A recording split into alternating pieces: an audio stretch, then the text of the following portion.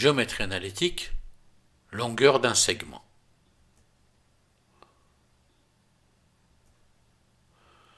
Un segment de droite, c'est un bout de droite qui est compris entre deux points.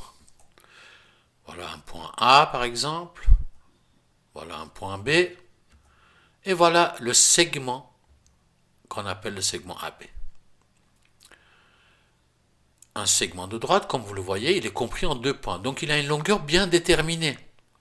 Ce n'est pas comme une droite qui a une longueur infinie, ou un demi-droite qui a une longueur infinie.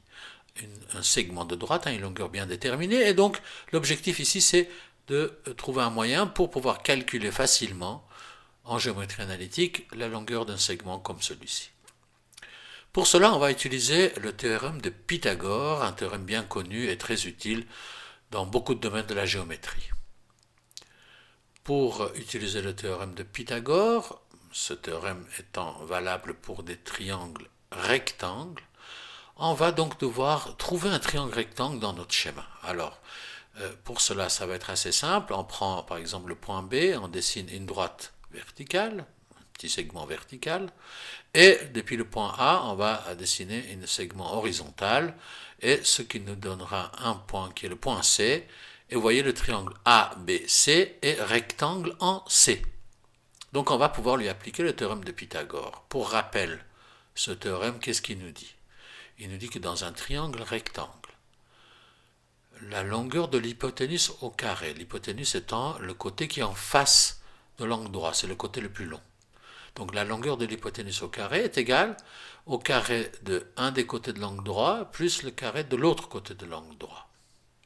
Je ne vais pas rentrer dans le détail pour le théorème de Pythagore, tout cela fera le sujet d'une autre vidéo, mais ici on va simplement se borner à appliquer ce théorème à notre triangle ABC. Dans notre triangle, l'hypoténuse, c'est bien le segment AB, c'est celui qu'on cherche.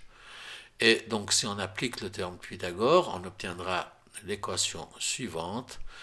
L'hypoténuse au carré, ça veut dire le segment AB au carré, est égal au côté AC au carré plus le côté BC au carré.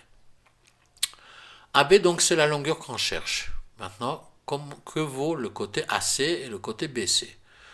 Sur ce schéma, on le voit, le côté AC vaut 3 et le côté BC vaut 4. Si vous regardez le nombre d'unités, les points A et B sont bien déterminés, donc on pourrait tout de suite appliquer le théorème de Pythagore en disant AB carré est égal à 3 au carré plus 4 au carré. Mais de manière plus générale, le côté AC la longueur de côté AC peut être calculée facilement en disant que c'est, donc pour le côté AC, on va prendre le x du point B, le x du dernier point, et on va soustraire le x du premier point. Vous voyez, si on prend le x du dernier point moins le x du premier point, on obtient bien le côté AC.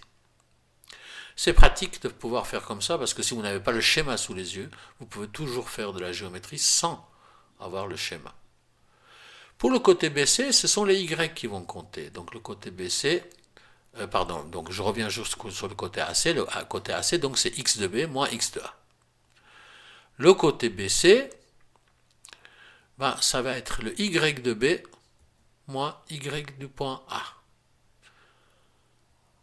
Et en ayant déterminé ces deux grandeurs, on va pouvoir donner une formule générale pour l'application de théorème de Pythagore. Le côté AB, donc la longueur de notre segment au carré, est égal à x du dernier point moins x du premier point au carré, plus le y du dernier point moins y du premier point au carré.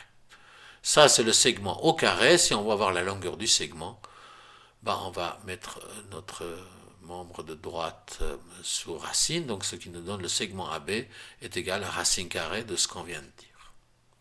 C'est une application relativement simple du théorème de Pythagore. Donc ça, c'est ce qu'on me disent les élèves, la formule pour calculer la longueur d'un segment. Maintenant, si on l'applique à notre exemple, où le point A a comme coordonnées 2 et 3, et le point B comme coordonnées 5 et 7, on va pouvoir calculer la longueur de AB, la longueur du segment AB, en disant que c'est la racine carrée de x du dernier point, x du point B, ça veut dire 5, moins x du premier point, ça veut dire 2, tout ça au carré, plus Le y de dernier point, ça veut dire 7, moins le y du premier point, ça veut dire 3. Tout ça aussi au carré. 5 moins 2, ça fait 3 au carré, ça fait 9. Et 7 moins 3, ça fait 4 au carré, ça fait 16. 9 plus 16, ça fait 25. Donc ça fait racine de 25. Racine de 25 qui fait 5.